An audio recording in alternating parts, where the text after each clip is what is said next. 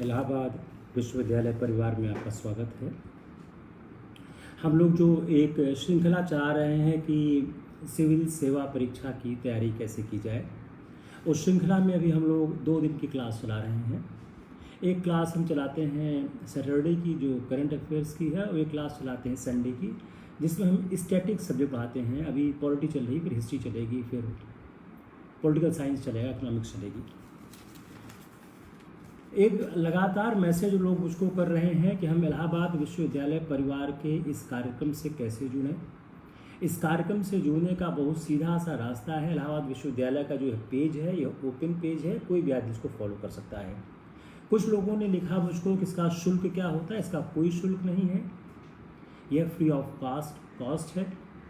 एक प्रक्रिया चल रही है, कोशिश चल रही है कैसे हम लोग इलाहाबाद विश्वविद्यालय को वो गरिमा प्रदान कर सकें जो गरिमा पहले हुआ करती थी। उसलिए ये प्रयास चल रहा है। यह प्रयास कितना सफल होता है इसका फैसला भविष्य करेगा। हम लोग कोशिश जरूर कर रहे हैं। कोई भी आदमी कभी भी इस क्लास को ज्वाइन कर सकता है। इसमें सारे के सारे जो वीडियो रिकॉर्डिंग है अवेलेबल होती है। आप लोग इसको अपने पेज पर शेयर कर लो। उससे फ़ायदा क्या होगा कि यह हमेशा के लिए आपके पास सुरक्षित रहेगा। हम लोगों ने कल एक बात किया था इंटेलेक्चुअल प्रॉपर्टी राइट पे, कि वैक्सीन पर इंटेलेक्चुअल प्रॉपर्टी राइट किस तरह से काम करता है। वह जो यूनाइटेड स्टेट्स का एक मूव स्टार्ट हुआ है कि वह ईजिंग आउट करेगा जो इंटेलेक्चुअल प्रॉपर्टी राइट है कोविड-19 वैक्सीन के लिए। यह टेम्परेरी है, ये परमानेंट नहीं है। क्योंकि विश्व में एक विपदा आ चुकी है, इसलिए उसको ध्यान में रखते हुए इंटेलेक्चुअल प्रॉपर्टी राइट पर यह रिलैक्सेशन की बात कही जा रही है। इस इंटेलेक्चुअल प्रॉपर्टी राइट के लिए जो 164 देश हैं WTO के, उन सारे देशों को सहमत होना पड़ेगा। वहाँ वोटिंग पैटर्न नहीं होता है, वहाँ कंसेंसस से काम किया जाता है। तो अगर यह इंटेलेक्चुअल प्रॉपर्टी राइट पर रिलैक्सेशन हो जाएगा तो इससे फ़ायदा क्या होगा? इससे फ़ायदा यह होगा कि समाज को, विश्व को वैक्सीन की प्राप्ति होना आसान हो जाएगा। तो जिस तरह से कोविड के केसेस बढ़ रहे हैं, कोविड के वायरस के कारण जो मौत की संख्या बढ़ रही है, उन संख्याओं को देखते हुए यह कोशिश की जा रही है किस तरह से इसको ईज आउट किया जाए। तो जो वैक्सीन का इमरजेंस है, जो वैक्सीन की अवेलेबिलिटी है, इसमें जो एक बॉटलनेक आ रहा है, जिसमें एक समस्या उत्पन्न कर रहा है, वह इंटेलेक्चुअल प्रॉपर्टी राइट कर रहा है। इस कॉन्टेक्स्ट में यह डिबेट लगातार चल रहा है कि कैसे ग्लोबली वैक्सीन की उपलब्धता सबके पास प्राप्त हो जाए। उसको ध्यान में रखते हुए यह यूनाइटेड स्टेट ने यह प्रक्रिया शुरू की है। शुरुआत में बहुत से देशों ने इसका अपोज किया था, धीरे धीरे देश इस पर थोड़ा सा सहानुभूति व्यक्त कर रहे हैं। अब एक सवाल हमेशा दिमाग में उठना चाहिए। अब क्या है ना, सिविल सर्विसेज की परीक्षा में जब तक दिमाग में प्रश्न नहीं उठेंगे आपको बहुत सफलता प्राप्त नहीं होगी। तो एक प्रश्न उठना चाहिए, क्या जो यह इंटेलेक्चुअल प्रॉपर्टी राइट का वेवर है, क्या जो यह इंटेलेक्चुअल प्रॉपर्टी राइट का वेवर है, यह वैक्सीन की शॉर्टेज को कम कर देगा? यह इंटेलेक्चुअल प्रॉपर्टी राइट को अगर वेव कर दिया जाएगा, अगर इसमें छूट दे दी जाएगी, क्या यह वैक्सीन की जो कमी दिख रही है विश्व में उसको कम कर देगा? इसका कोई भी एक निश्चित उत्तर अभी उपलब्ध नहीं है। लेकिन यह कहा जा सकता है कि अगर प्रॉपर्टी राइट को वेव कर दिया गया तो इस प्रॉब्लम को सॉल्व करने में कोई न कोई मदद प्राप्त हो सकती है। पहली बात, अब इस वैक्सीन को बनाने में समस्या क्या क्या है। Let's understand what are the issues with respect to the making of vaccine.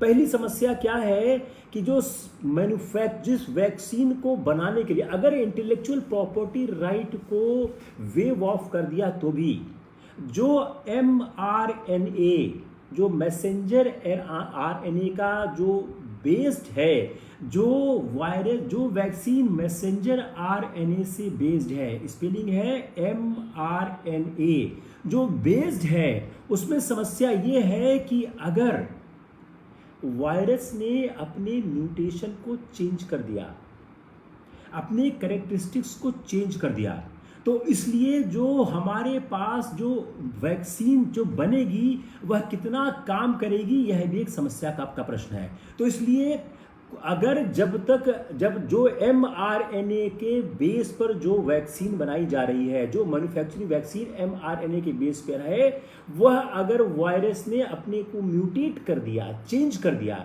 तो शायद वह आसान नहीं होगा।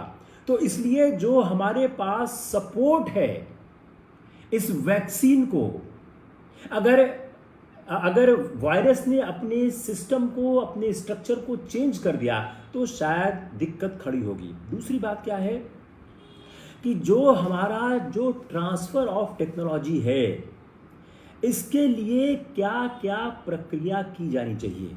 तो हमारे लिए जनरल फार्मास्यूटिकल जो ये मैन्युफैक्चरिंग के लिए हमको एक ट्रांसफ़र ऑफ टेक्नोलॉजी की भी आवश्यकता है।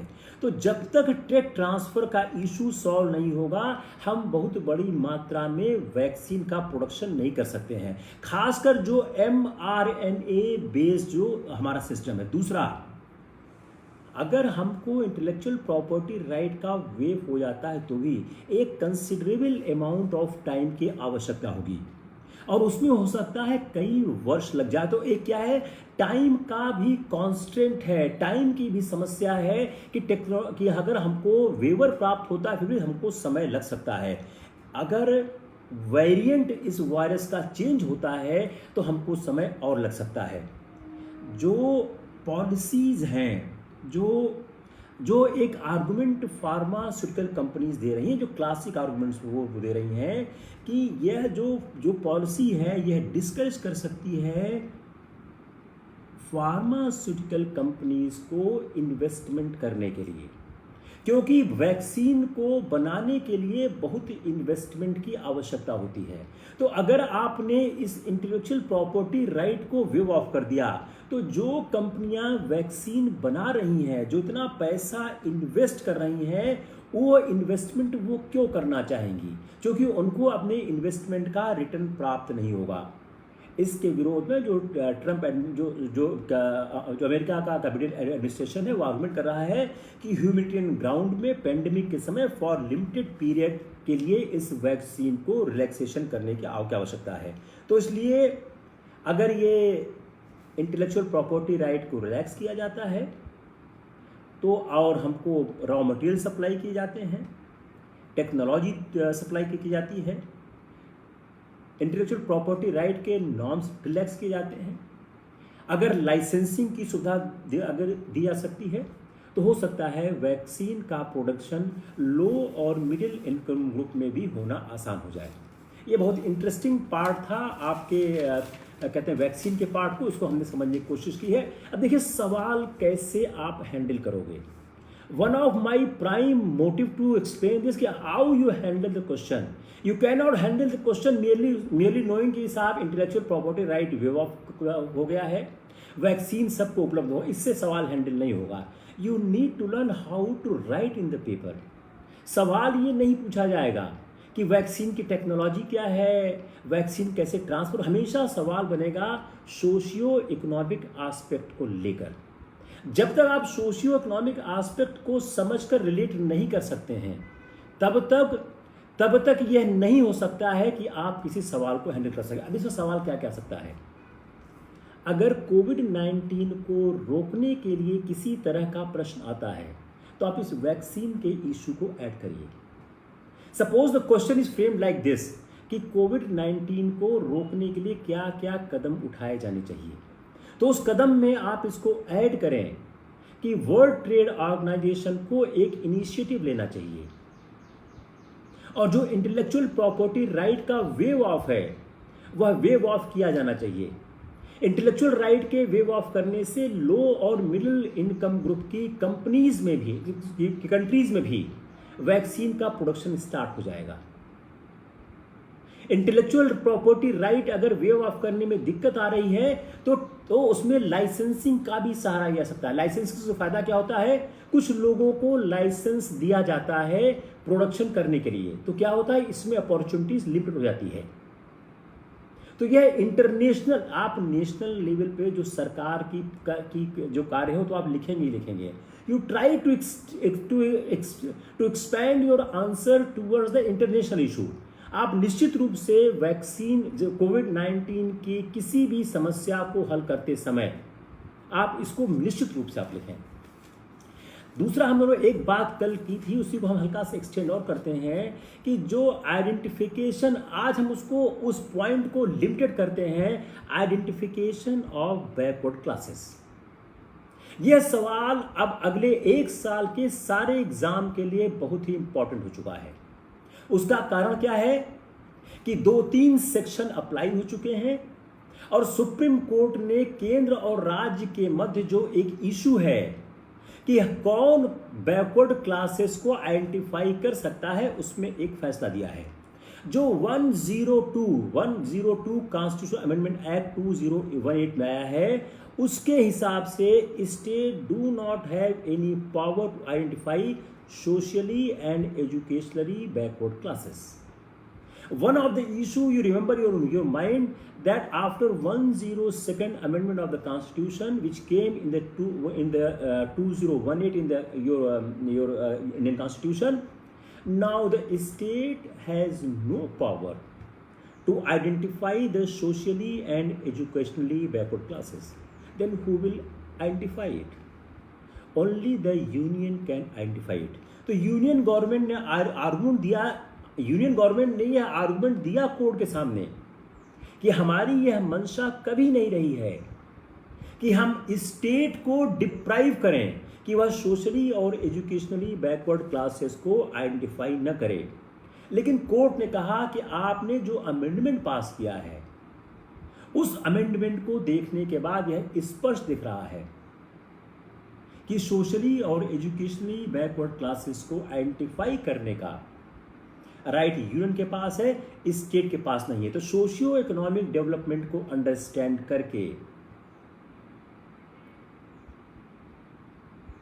जो लिस्ट बनेगी सोशली एजुकेशनली बैकवर्ड क्लास की, वह यूनियन ही बनाएगा। अब इस अमेंडमेंट ने, अब कोर्ट ने क्या इंटरप्रेट किया कि आपने एक अमेंडमेंट के साथ एक क्लैरिफिकेशन क्लॉज 342A भी ऐड कर दिया। उसके अंदर लिखा क्या है कि president shell notify A list of SEBCs in relation to each state and union territories in consultation with the governor of the respective states.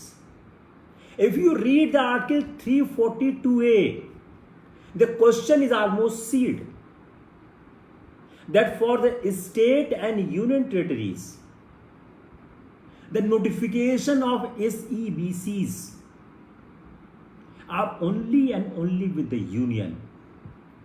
You may consult with the governor of the state, but the consultation of the governor of the state is not binding, it's just an advisory. जब एक बार central list notify हो जाएगी तो only parliament can make inclusion और exclusion from in that list.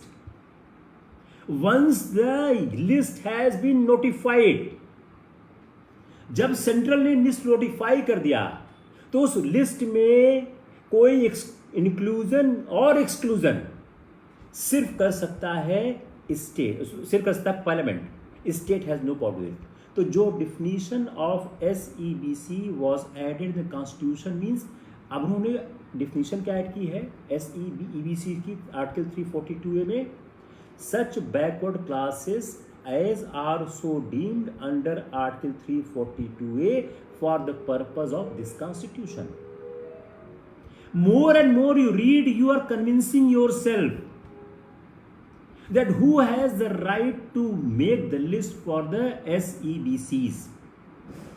एक ground क्या लिया गया, जब मराठा रिजर्वेशन का इशू आया तो one of the ground was that act creating the Maratha quota through a new category called SEBCs was unconstitutional because after the instruction of 102nd amendment, state legislature has no power to identify any new backward classes.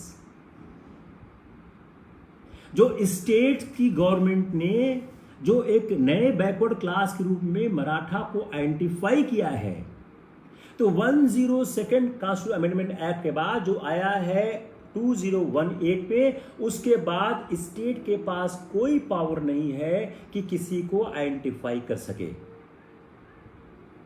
इस पर एक सवाल ये भी खड़ा हो रहा है कि क्या यह वायलेट कर रहा है federal structure of the constitution by depriving the state to their power to identify the socially and educationally backward classes. अब देखिए, यूनियन गवर्नमेंट ने यह कहा कि पार्लियामेंट का ऐसा कोई इंटेंशन नहीं था to create a centralize list जो अप्लाई हो, और वो उन्होंने ये भी कहा कि हमारा ऐसा कोई लक्ष्य नहीं था कि स्टेट उनको आइडेंटिफाई नहीं कर सकती है। सुप्रीम कोर्ट ने इस बात को नहीं माना। सुप्रीम कोर्ट ने कहा कि अगर हम आपके उन दो सेक्शन को पढ़ें 338B और 342A, तो एक कंक्लूजन साफ साफ दिखता है जिसमें कोई एम्बिग्यूटी नहीं है। अगर हम इसका एक पर्पसिव इंटरप्रिटेशन करें, तो यह साफ दिखता है कि president alone can notify the list. President alone can notify the list and the subsequent changes कौन करेगा? Only by parliament. तो जो एक बार प्रेसिडेंट लिस्ट को नोटिफाई कर देगा, उस लिस्ट में अगर कोई चेंजेस करना है तो subsequent changes only and only done by the parliament. Second issue, जो उसका टेक्स्ट है, द टेक्स्ट जो यह national commission of schedule caste and schedule tribe का है, जो national commission of schedule caste का जो टेक्स्ट है वो कुछ कमोबेश ऐसा ही टेक्स्ट है। तीसरी बात, जो डिफिनीशन क्लॉज ऐड किया गया 342A के द्वारा SEBCs को लेकर, वह डिफिनीशन क्लॉज भी कह रहा है union has alone power to notify it. जो आर्टिकल 15 सबसेक्शन 4, आर्टिकल 16 सबसेक्शन 4 जो स्पेशल प्रोविजन देता है बैकवर्ड क्लासेस को, तो वह भी अप्लाई हो जाएगा। और रिजर्वेशन जो पब्लिक सर्विस के बारे में 15(4), 16(4) कहता है, वह भी इसके साथ ही पढ़ा जाना चाहिए।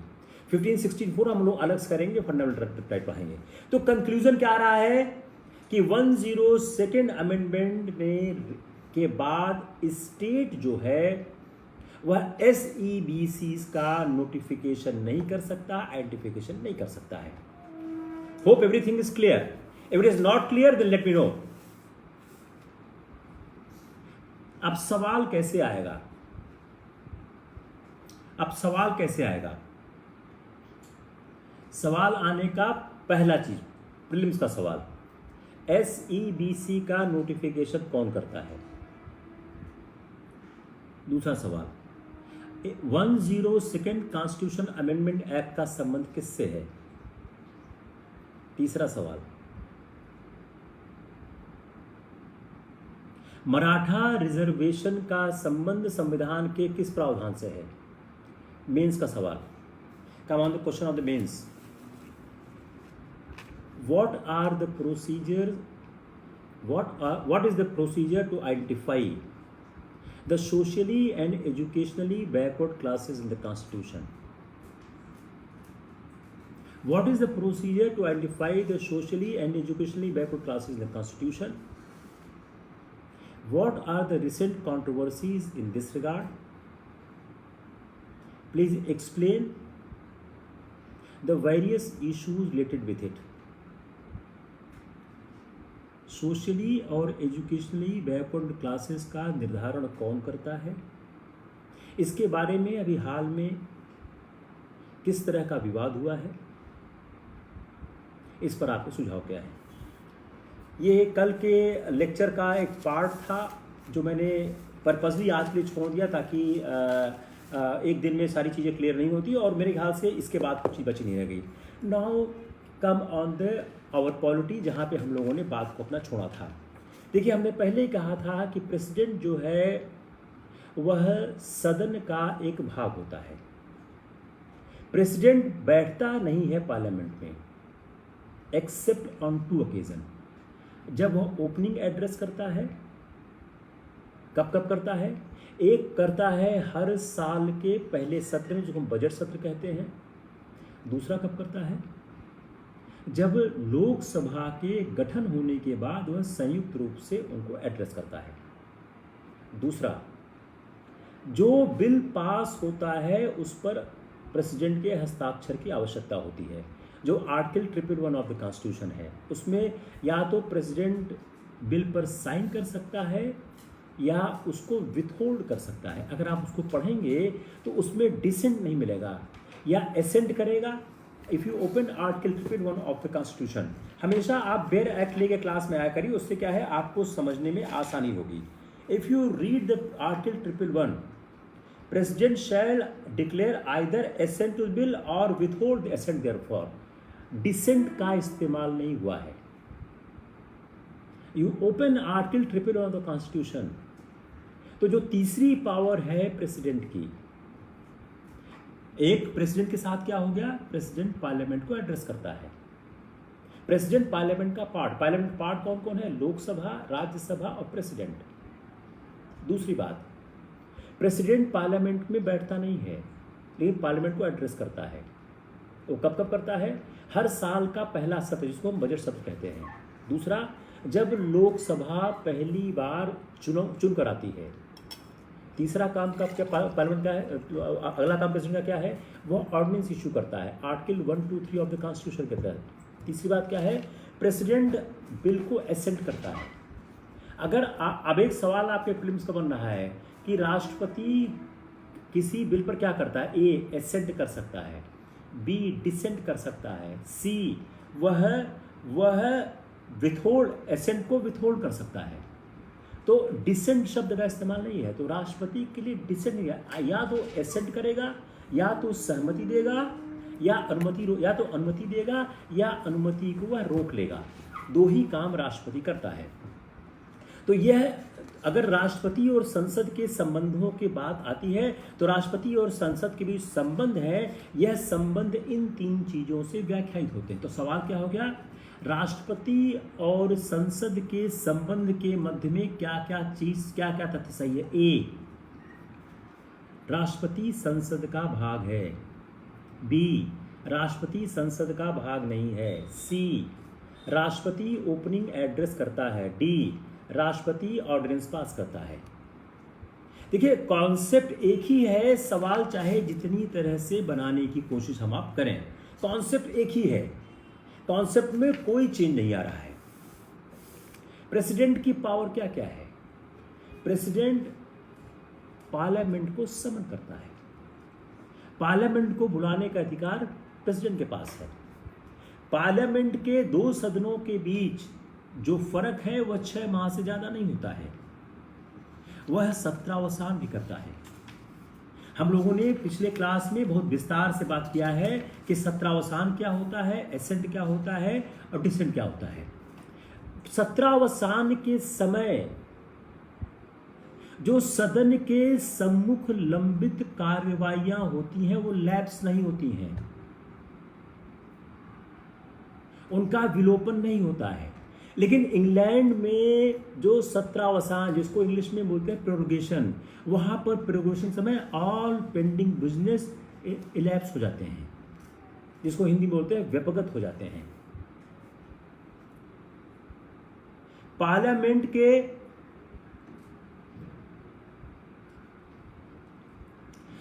आशु राय, ये सवाल जो आपका है बहुत ही विस्तारित सवाल है। प्रेसिडेंट जब लोग पढ़ाएंगे तब उसको मिल जाएगा। उसको एक लाइन में बताना आसान नहीं है कि हस्तक्षेप किन करता है। हमको प्रेसिडेंट को पूरा पढ़ना पड़ेगा। जो अगला हमारा लेक्चर आएगा उसमें हम लोग उसको जरूर एड्रेस करेंगे।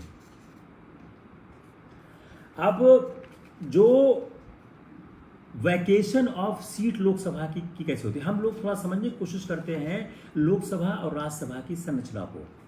हमने लोकसभा राज्यसभा की संरचना पिछली बार पूरी समझी हुई थी, उसी को हम थोड़ा से और इंटरप्रेट करने की कोशिश करते हैं। अब एक होता है क्वालिफिकेशन, एक होता है डिसक्वालिफिकेशन। अब जो क्वालिफिकेशन है पार्लियामेंट की, उसमें क्या है, सिटीजन होना चाहिए, 25 साल की एज होनी चाहिए। दो महत्वपूर्ण क्वालिफिकेशन दी गई है।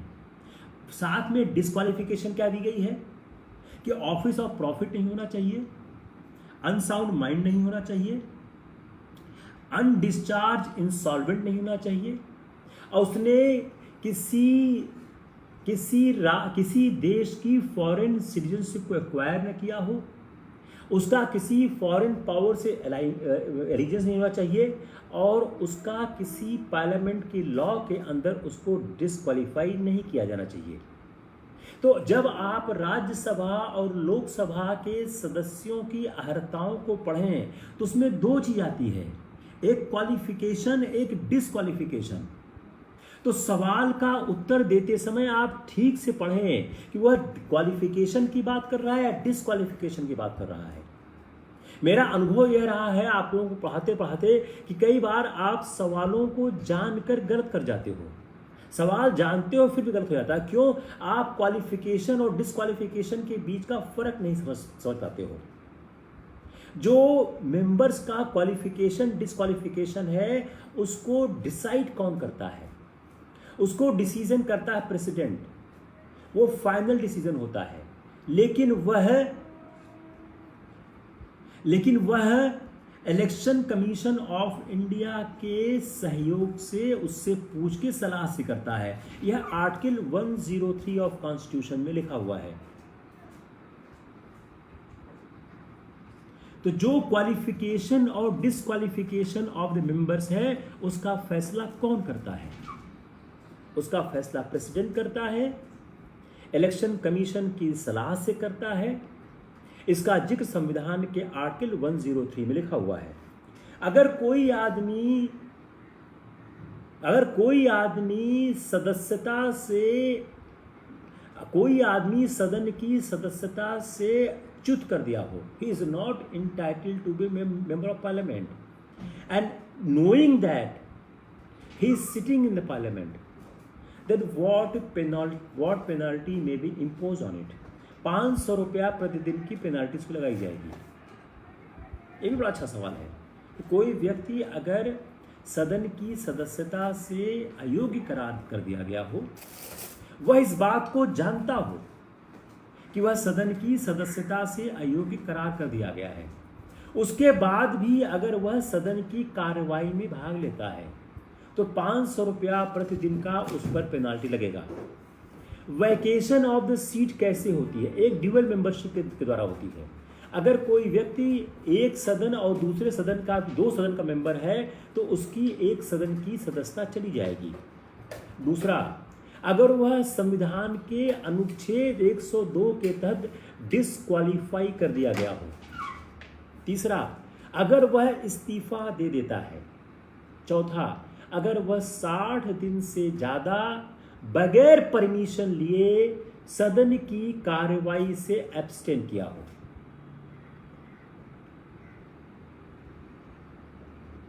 जितने आपके प्रीलिम्स के सवाल मेंस के बन सकते हैं वो सब सवाल बना के I am structuring the lecture. I am again repeating. सवाल क्या बन गया? किसी संसद सदस्य की सदस्यता किन परिस्थितियों में चली जाएगी? ए, अगर उसके पास ड्यूअल मेंबरशिप है, मतलब दो सदनों की सदस्यता है। बी, अनुच्छेद 102 में जो अनुच्छेद 102 के अधीन डिस्क्वालीफाई कर दिया गया हो। सी, उसने अपनी सदस्यता से इस्तीफा दे दिया हो। डी, वह बगैर अनुमति लिए 60 दिन से ज़्यादा सदन की कार्रवाई में भाग न लिया हो। अब इसी में अनुमति शब्द को हटा दीजिए। अगर वह अनुमति लेके गया है तब डिस्क्वालीफाई नहीं करेगा, अगर वह बगैर अनुमति लिए जाएगा तब डिस्क्वालीफाई करेगा। कम ऑन द स्पीकर। अनुच्छेद 93 में स्पीकर, 93 में स्पीकर के बारे में बात की गई है। अगर आप लोग साथ में बेरक देखते जाएंगे तो शायद आपको याद करना और आसान हो जाएगा। हालांकि लेक्चर में सब कुछ है, लेकिन फिर भी अगर आप लोग खोल के देखते रहेंगे तो थोड़ा सा बेहतर होगा। अनुच्छेद 93 में स्पीकर के बारे में बात की गई है। वह स्पीकर के चुनाव के बारे में बात करते हैं। आर्टिकल 93 में होता है कि दो व्यक्तियों का चुनाव होता है लोकसभा बनने के बाद। एक व्यक्ति होता है लोकसभा का स्पीकर, दूसरा होता है लोकसभा का डिप्टी स्पीकर। जब यह चुनाव हो जाता है तो लोकसभा के स्पीकर का टर्मिनेशन किन किन परिस्थितियों हो सकता है? ए, उसकी लोकसभा की सदस्यता चली जाए। बी, वह अपनी लोकसभा की सदस्यता से इस्तीफा दे दे। अब लोकसभा की सदस्यता से इस्तीफा देते हुए किसको एड्रेस करेगा? कोई स्पीकर अपनी लोकसभा की सदस्यता को से इस्तीफा देना चाहता है तो वह इस्तीफा किसको लिखेगा? To whom he will address? A, president, B, prime minister, C. Pandit ji आप मत लिखो बार बार, यहाँ कोई गृह क्लेश और पति पत्नी की समस्या नहीं, यहाँ बच्चे नौकरी के लिए परेशान हैं, इनको नौकरी करने दो। भाई पंडित जी को ब्लॉक कर दो, ये नौकरी पति पत्नी में अनबन दिख रहे हैं, यहाँ बच्चों को नौकरी नहीं मिल रही है, इनको नौकरी पाने दीजिए आप। जब अगर कोई लोकसभा का अध्यक्ष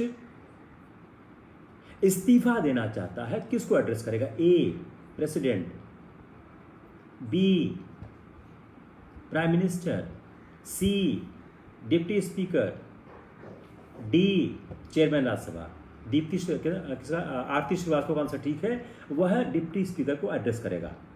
तो termination of office of speaker क्या हो गया? पहला हो गया मेंबरशिप सीज किया उसने जब उसकी सदस्यता चली गई। दूसरा, उसने इस्तीफा लिख दिया डिप्टी स्पीकर को। तीसरा, उसको रिमूव किया जाए, किसके द्वारा? मेजॉरिटी के द्वारा। आप आर्टिकल 94 ऑफ द कॉन्स्टिट्यूशन पढ़ेंगे तो आपको दिख जाएगा कैसे एक स्पीकर को रिमूव किया जा सकता है। उसको रिमूव करने का एक रास्ता है majority of all the then member of the house. The then member of the house word को आप अंडरलाइन करिए। जहां पर शब्द आता है the then member of the house, इसका मतलब क्या है? उस लोकसभा की पूरी सदस्य संख्या। तो उस लोकसभा की पूरी सदस्य संख्या के मेजॉरिटी के द्वारा अगर उसको हटाया जाता है तो वह अध्यक्ष पद से हट जाएगा। उसके लिए उसको 14 दिन की नोटिस देनी होगी। अगर आप लोकसभा के अध्यक्ष को हटाना चाहते हैं, अगर आप लोकसभा के, बुक का नाम है इंडियन कॉन्स्टिट्यूशन, संविधान, देखिए आप लोग 2-3 काम करिए। एक, संविधान का बेयर एक्ट हमेशा आप पास रखिए। संविधान का बेयर एक्ट और एटलस का मैप आप लोग रोज देखें विदाउट फेल, एवरी डे। और मेरे क्लास में आप जब भी आवे आप एटलस का मैप और संविधान का बेयर एक्ट दोनों साथ लेके आवे। तो अगर लोकसभा के अध्यक्ष को रिमूव करना है तो 14 दिन की वोटिंग, 14 दिन की एडवांस नोटिस देना जरूरी है। क्या लोकसभा का अध्यक्ष वोट दे सकता है? अगर आप आर्टिकल 96 ऑफ कॉन्स्टिट्यूशन पढ़ें तो आप पाएंगे वो कास्टिंग वोट देता है। लोकसभा अध्यक्ष वोट नहीं देता है, वो कास्टिंग वोट देता है कि जब मामला बराबर आ चुका है तभी लोकसभा अध्यक्ष जो है वह वोट देता है, नहीं तो वह वोट नहीं देता है। तो वह देता है सिर्फ कास्टिंग वोट देता है। राज्यसभा का सभापति और लोकसभा का अध्यक्ष, हम इसकी दोनों की थोड़ा तुलना करते हैं। लोकसभा का अध्यक्ष ज्वाइंट सिटिंग को चेयर करता है। यह सुविधा राज्यसभा के अध्यक्ष के पास नहीं है। If you read the article 118 sub section 4 of the constitution you find this answer कि लोग जब ज्वाइंट सिटिंग होता है तो ज्वाइंट सिटिंग के समय जो चेयर करता है वह लोकसभा का अध्यक्ष करता है, राज्यसभा का अध्यक्ष नहीं करता है। दूसरा, मनी बिल, कोई बिल मनी बिल है या नहीं है इसका सर्टिफिकेशन लोकसभा अध्यक्ष करता है। If you read article 110 sub section 4 you will find this answer कि जो मनी बिल है उसका सर्टिफिकेशन लोकसभा अध्यक्ष करता है, राज्यसभा अध्यक्ष से उसका कोई ताल्लुकात नहीं है। ऋतिक श्रीवास्तव, अगर आपको ये नहीं पता है बेयर एक्ट क्या होता है तो बेटा अभी आप बहुत पीछे हो, अभी आप ग्रेजुएशन करो, कोई बात नहीं। बेयर एक्ट क्या होता है? एक संविधान की किताब होती है, ये देखिए ये बेयर एक्ट, जिसमें संविधान के सारे प्रावधान लिखे होते हैं। संविधान के जितने प्रावधान होते हैं सब उस पर लिखे होते हैं। आप यूनिवर्सिटी रोड पे जाइए, किसी भी किताब की दुकान पर आप बोलिए हमको संविधान का बेयर एक्ट चाहिए, आपको दे देगा। सस्ता सुधा पतला होता है वो। तो जो मनी बिल है वह मनी बिल है या नहीं है इसका सर्टिफिकेशन कौन करता है? लोकसभा अध्यक्ष करता है। स्पीकर को लोकसभा के द्वारा इलेक्ट किया जाता है। स्पीकर को लोकसभा के द्वारा इलेक्ट किया जाता है। राज्यसभा के अध्यक्ष का इलेक्शन नहीं होता है, वह उपराष्ट्रपति होता है। वह ex officio chairman of the Lok Sabha होता है। तो आप इसको इस तरह से इंटरप्रेट कर सकते हैं कि लोकसभा के अध्यक्ष के चुनाव में लोकसभा की भूमिका है, लेकिन राज्यसभा के अध्यक्ष के चुनाव में लोकसभा और राज्यसभा दोनों की भूमिका है। जब राष्ट्रपति छुट्टियों पर जाता है या राष्ट्रपति का काम इस राज्यसभा का स्पीकर करता है, तो उस समय वह स्पीकर के रूप में काम नहीं करेगा। उस समय जो डिप्टी स्पीकर होता है राज्यसभा का, वह स्पीकर के रूप में काम करेगा। और जितने राष्ट्रपति के वेतन भत्ते हैं वह उसको प्राप्त होंगे। तो जब वह वर्क करेगा as a president, he will take all the emoluments which is given to the president. If you read article 65 subsection 3 you will find this answer. Lok Sabha के स्पीकर को हटाने में लोकसभा की भूमिका है, ये राज्यसभा के अध्यक्ष को हटाने में राज्यसभा लोकसभा दोनों की भूमिका है। राज्यसभा की मेजॉरिटी से एक प्रस्ताव पास होगा जिसपे लोकसभा की सहमति हो, उसी परिस्थिति में राज्यसभा का स्पीकर हटाया जा सकता है। तो now you write down A question, compare the election process, powers and process of the removal of the Lok Sabha speaker and Rajya Sabha chairman. Lok Sabha के स्पीकर और राज्यसभा के अध्यक्ष के चुनाव, उनकी शक्तियों और उनके हटने की प्रक्रिया, इस पर से सवाल बनने की बहुत अच्छी संभावना है। अगर किसी को क्लियर न हुआ I can repeat it, there is no issue. Privilege of the house clear हो गया? Anyone has any doubt? खासकर जो बच्चे भी बीए पास नहीं किए हैं या जो बच्चे भी बीए में पढ़ रहे हैं। Yes, Ankit Yadav, Jaya Shukla, Nikita, any problem? अगर आप प्रिविलेज ऑफ हाउस को देखें तो आर्टिकल 105 सबसेक्शन 1, 105 सबसेक्शन 2 एंड 194 तीनों से गवर्न हो रहा है। अगर एक कॉन्फ्लिक्ट आता है between existing privileges and the fundamental right, यह सवाल बहुत अच्छा सवाल है प्रिलिम्स का कि एग्जिस्टिंग, गौतम गुप्ता, गणेश गुप्ता समझ में नहीं आया, समझ में आ गया है। अगर एक जो प्रिविलेजेस हैं पार्लियामेंट के और जो फंडामेंटल राइट है, दोनों में कॉन्फ्लिक्ट होगा तो कौन क्या प्रिवेल करेगा? दोनों के कॉन्फ्लिक्ट होने पे प्रिविलेज प्रिवेल करेगा। You read article 105 subsection 3। अगर सदन की कार्रवाई का कोई भी मटेरियल एक्सपंज कर दिया गया है, आप अक्सर सुनते होंगे कि इस चीज को कार्रवाई से हटा दिया जाए। अगर सदन की कार्रवाई का कोई भी चीज एक्सपंज कर दिया जाए, हटा दिया जाए, उसको छापा नहीं जा सकता। अगर उसको पब्लिश कर दिया तो आप कंटेम्प्ट के दोषी होंगे। जो आर्टिकल 19 सबसेक्शन 1 सबसेक्शन ए है, जो यह एक आपको डिफेंस देता है राइट टू एक्सप्रेस, वह डिफेंस आपको अवेलेबल नहीं होगा। वह डिफेंस आपको अवेलेबल नहीं होगा। तो जो भी सदन की कार्रवाई है लोकसभा राज्यसभा की, उस सदन की कार्रवाई का जो एक्सपंज मटेरियल है, जिसको हटा दिया गया है, उसको अगर आपने पब्लिश किया तो आप कंटेम्प्ट के दोषी होंगे, प्रिविलेज के वायलेशन के दोषी होंगे। लेकिन सदस्यों को,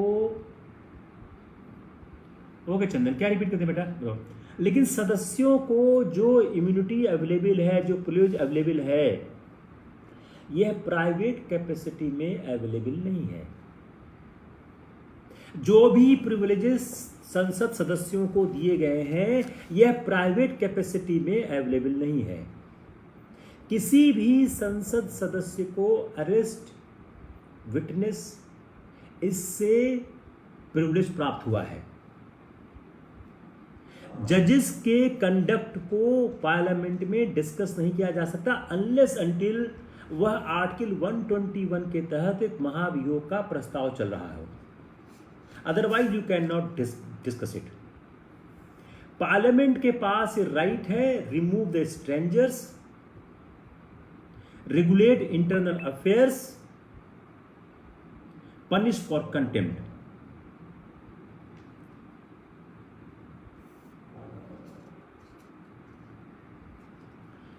प्रेसिडेंट के पास 4 महत्वपूर्ण राइट हैं, आप लोग फिर से देखिए। आइदर हाउस को मैसेज भेजना, आर्टिकल 85-86 कंफर्म करता है पावर टू इशू समन्स कि कब समन करे पार्लियामेंट को। लेकिन जब अगर प्रेसिडेंट समन करता है तो मेंबर्स बाउंड नहीं है अटेंड करने के लिए। स्पेशल एड्रेस का जो जिक्र है प्रेसिडेंट का आर्टिकल 67 में है। मैंने बताया 2 परिस्थितियों में होता है। एक, हर साल का पहला सत्र जिसको हम बजट सत्र कहते हैं। दूसरा, आफ्टर एवरी जनरल इलेक्शन। और आर्टिकल 67 वो बाइंडिंग करता है मेंबर्स को अटेंड करने के लिए। और प्रेसिडेंट के एड्रेस के बाद एक जनरल डिबेट होता है।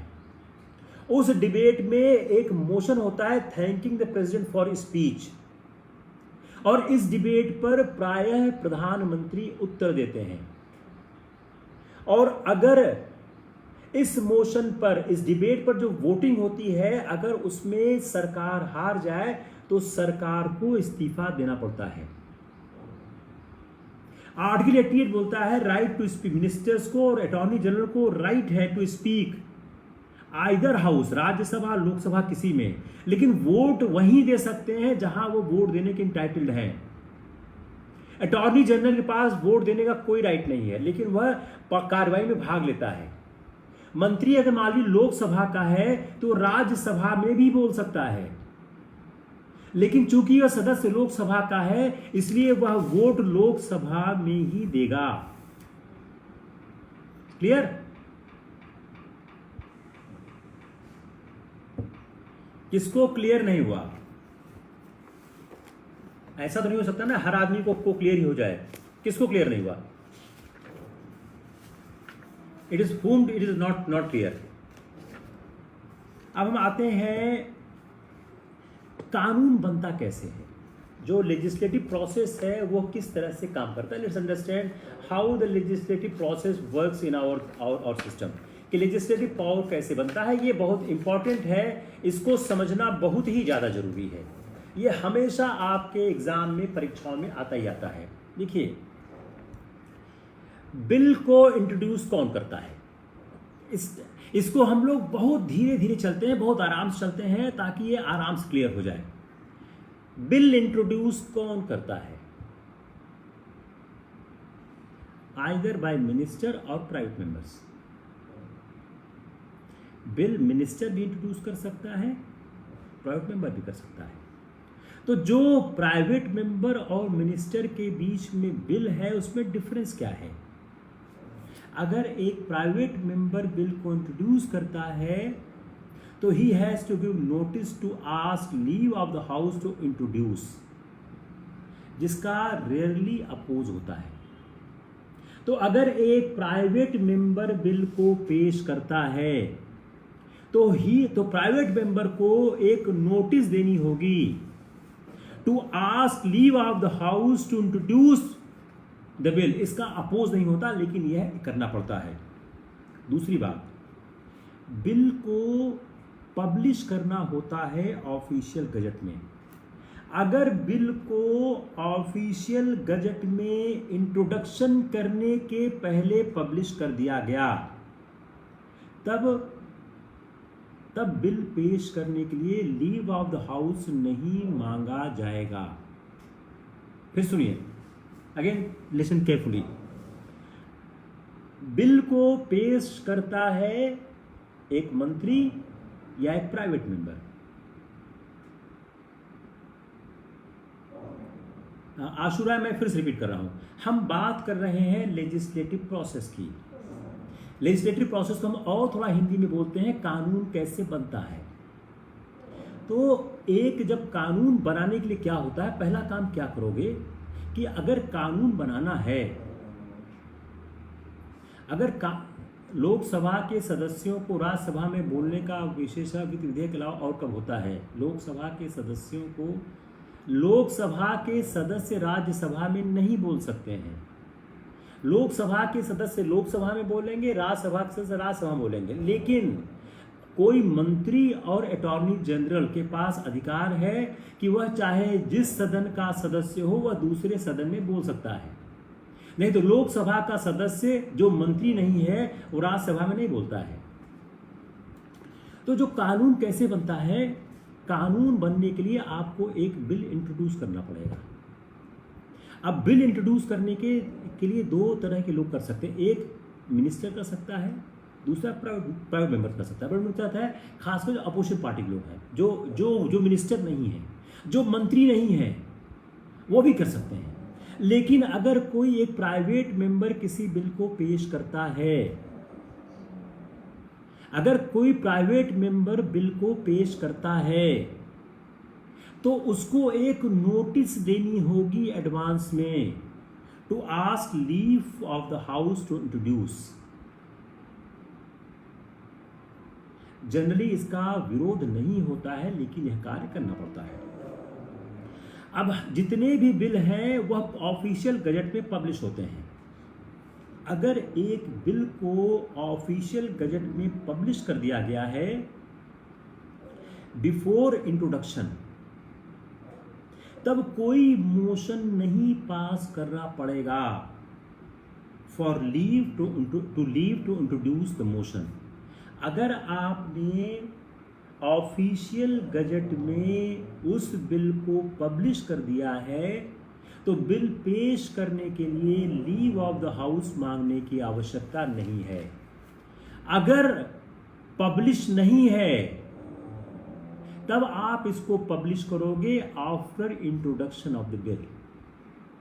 तो try to understand what is the significance of the publication of a bill in the gazette. अब प्रोसीजर क्या है, जैसे ही बिल आपने पब्लिश किया उसमें से क्या क्या कार्रवाई हो सकती है। ए, बिल को कंसिडरेशन के लिए लिया जाए, bill is taken for the consideration. B, bill को सिलेक्ट कमेटी को रिफर कर दिया जाए। सी, बिल को joint committee of the house को रिफर कर दिया जाए with conference of the other house. D, bill को सर्कुलेट कर दिया जाए फॉर पब्लिक ओपिनियन। तो सवाल क्या हो गया, किसी बिल को इंट्रोड्यूस करने के बाद क्या कार्रवाई हो सकती, चार में से एक कार्रवाई हो सकती है, चार में से कोई भी कार्रवाई हो सकती है। पहली क्या है, सीधा बिल को कंसीडर किया जाए, चलो हम बिल पे बहस करते हैं, बिल को पास करते हैं।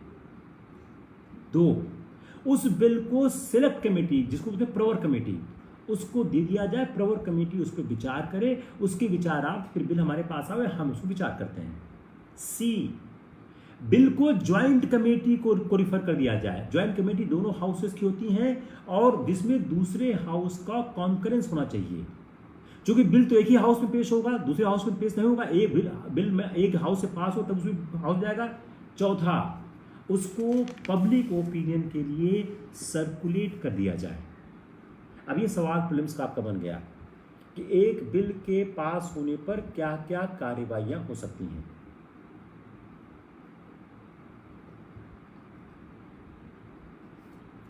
अब जैसे ही बिल पेश होता है, उस बिल का जो प्रिंसिपल्स है, उसका जनरल प्रोविजंस है, उस पर डिस्कशन होता है और जो अमेंडमेंट होते हैं, किए जाते हैं, उसको कंसीडर किए जाते हैं।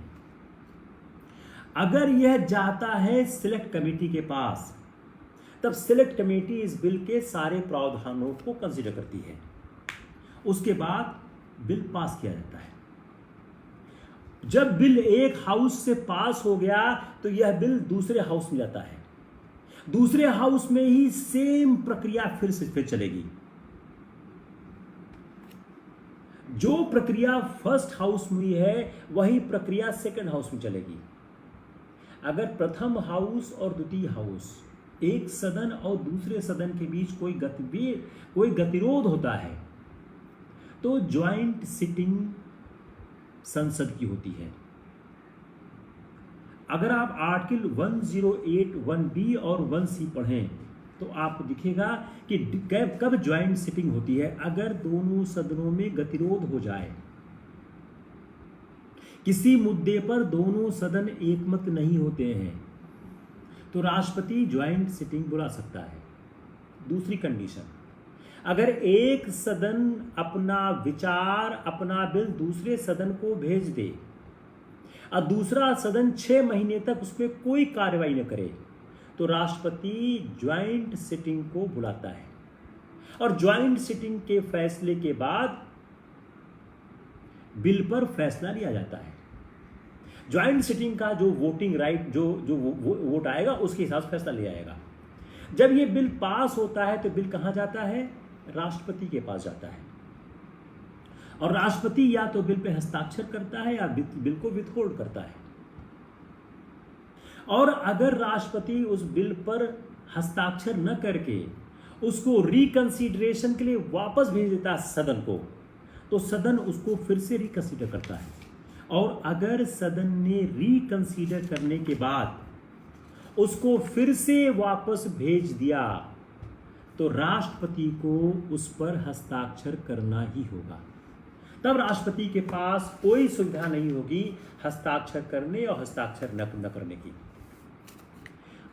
विधेयक का, आई होप इट्स क्लियर। अगर नहीं क्लियर है, I can contact again. Yes Hrithik Srivastava, यह किताब जो बेयर एक्ट है हर जगह मिलती है। इसमें कोई नकली संविधान नहीं होता, एक असली संविधान ही होता है। जो संविधान 1950 में बनाया गया था उसी की कॉपी हर जगह मिलती है। आप सीधा दुकान पर जाइए, बोलिए साहब मुझको भारत का संविधान का बेयर एक्ट चाहिए, आप तुरंत मिल जाएगा। अब हम आते हैं विधेयक के वर्गीकरण। विधेयक कितने तरह के होते हैं? विधेयक 4 तरह के होते हैं। एक होता है मूल विधेयक।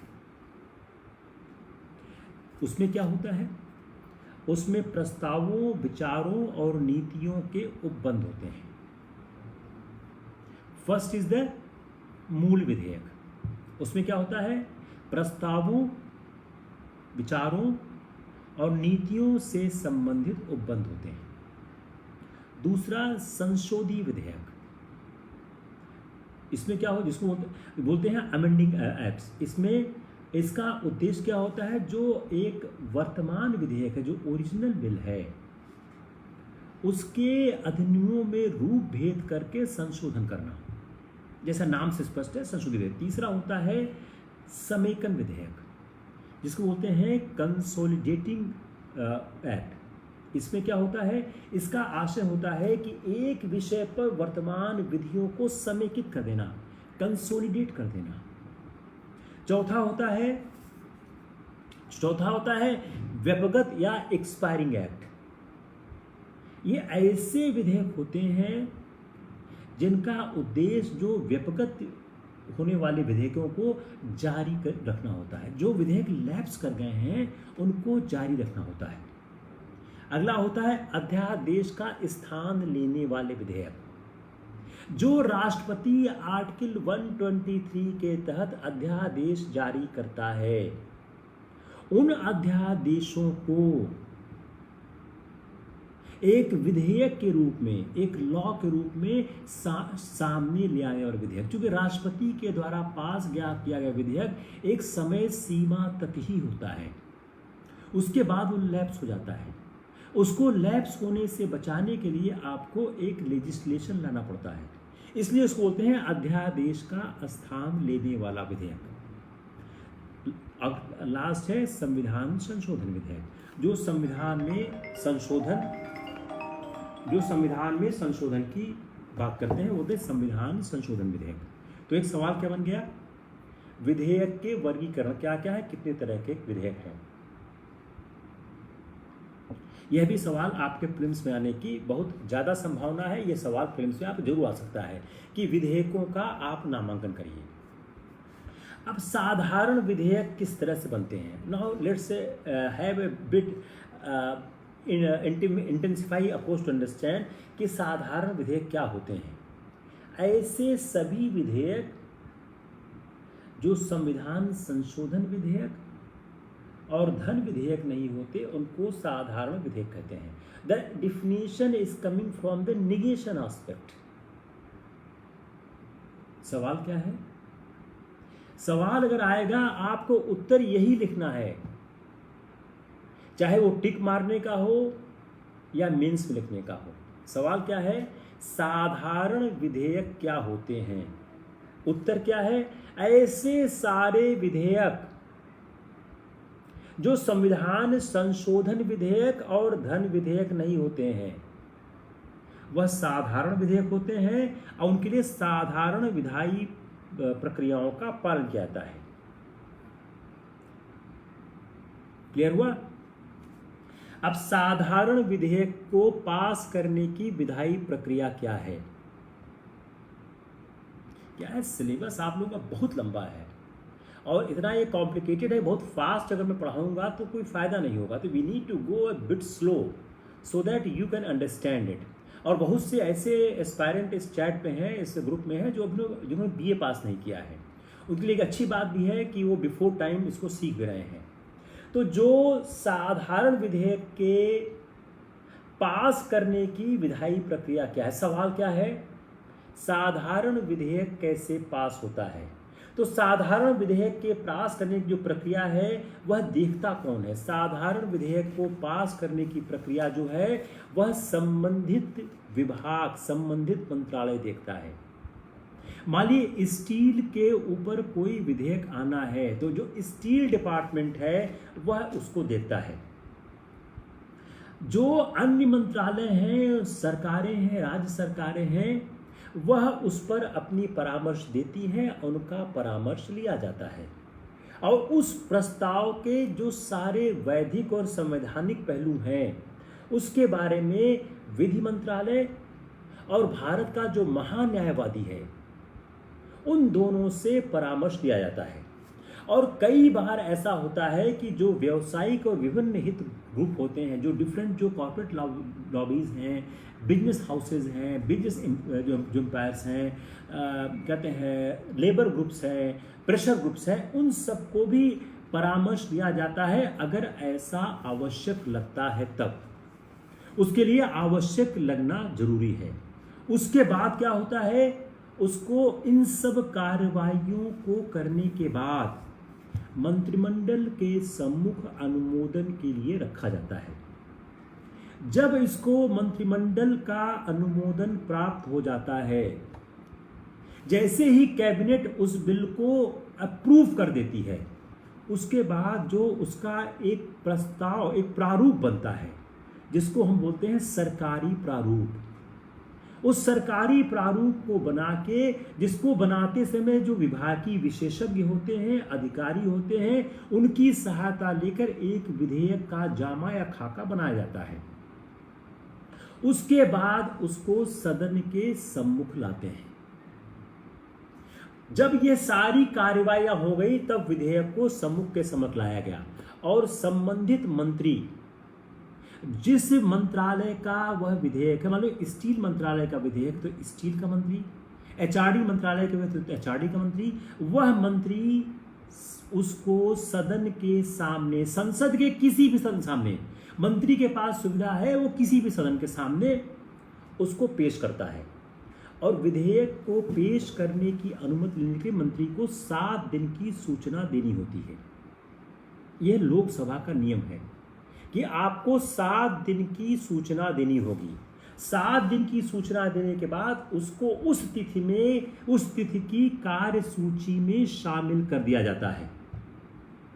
और जैसे ही कार्यसूची में शामिल कर जाता है, उस विधेयक की प्रतियों को 2 दिन पहले सारे सदस्यों को बांट दिया जाता है। उसको बांट देने के बाद आप लोग एक वर्ड सुनते होंगे 3 रीडिंग कि उस बिल की 3 रीडिंग। तो उस बिल को 3 रीडिंग 3 वाचन की प्रक्रिया से गुजरना पड़ता है। तो प्रथम वाचन क्या है, द्वितीय वाचन क्या है, तृतीय वाचन क्या है, ये आपको जानना आवश्यक है। मेरे अनुभव से पिछले 30-40 सालों में 7-8 बार सवाल आ चुका है कि what is the first reading, what is second reading, what is third reading. तो जो सदन की अनुमति ली जाती, प्रश्नकाल के पश्चात मंत्री सदन से अनुमति मांगता है कि हमको विधेयक पेश करने दिया जाए, इसको बोलते हैं प्रथम वाचन। इसको बोलते हैं प्रथम वाचन। तो किसी विधेयक को पेश करने के लिए सदन की अनुमति लेना आवश्यक है। विधेयक पेश करने के लिए जो समय होता है वो प्रश्नकाल के पश्चात होता है, और जब विधेयक के प्रभारी मंत्री का नाम पुकारा जाता है तो वह अपने स्थान पर खड़ा होता है, महोदय मैं प्रस्ताव पेश करता हूं कि मैं इस विधेयक को पेश करने की अनुमति चाहता हूं, और वह इसको पेश करता है। इसको हम बोलते हैं प्रथम वाचन। तो विधेयक पेश करना विधेयक का प्रथम वाचन होता है। To propose a bill is the first reading. यहां पर कोई चर्चा नहीं होती है। यदि विधायी क्षमता नहीं है, अगर मान लीजिए कोई बिल पेश किया गया, उस बिल के पेश करने की विधायी क्षमता में कोई समस्या है, तब चर्चा की अनुमति होती है। उसमें अटॉर्नी जनरल पार्टिसिपेट करता है और फिर उस पर मतदान होता है उस विधायी क्षमता के मुद्दे पर। अदरवाइज उस पर चर्चा नहीं होती है। और जैसे ही यह विधेयक पेश होता है, यह राजपत्र में या गजट में प्रकाशित कर दिया जाता है। और अध्यक्ष की अनुमति से प्रकाशित, अगर अध्यक्ष अनुमति दे दे तो विधेयक पेश करने के पूर्व भी प्रकाशित किया जाता है। और अगर अध्यक्ष से अनुमति लेकर, आवाज नहीं आ रही, किसको नहीं आ रही आवाज? आवाज किसको नहीं आ रही है? किसी और को आवाज नहीं आ रही है? अगर अध्यक्ष की अनुमति लेकर विधेयक को गजट में प्रकाशित कर दिया गया है, तब विधेयक पेश करने की अनुमति नहीं ली जाती है। किसी और को आवाज की प्रॉब्लम है?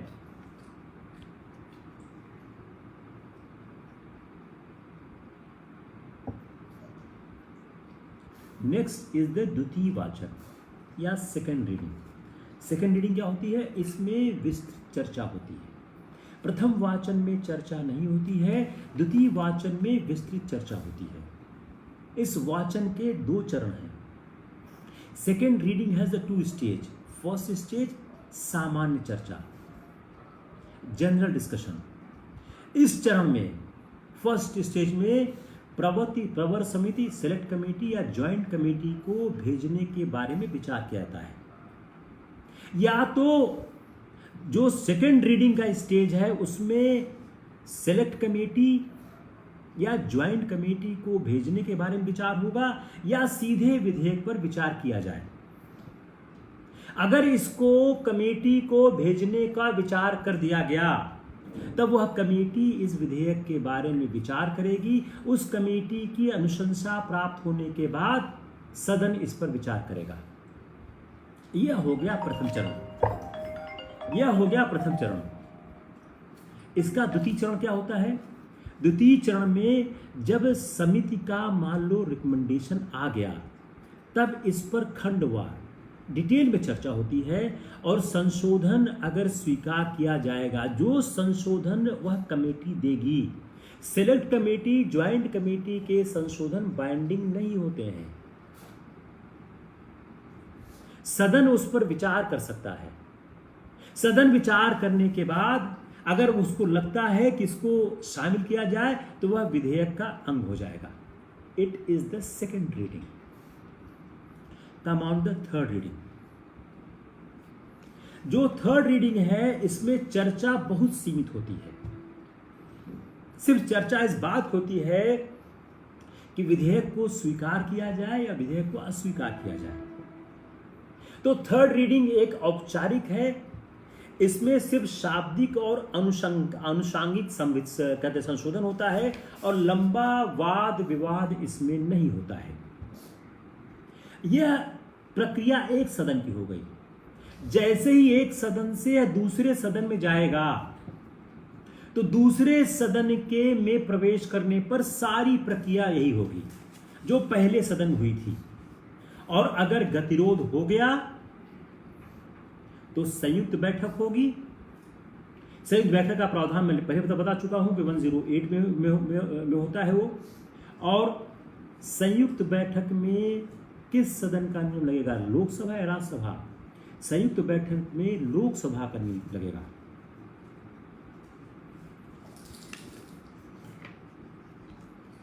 ज्वाइंट सिटिंग संविधान संशोधन विधेयक में नहीं होता है। ज्वाइंट सिटिंग धन विधेयक में नहीं होता है। ज्वाइंट सिटिंग सिर्फ सादा सामान्य विधेयक में होता है।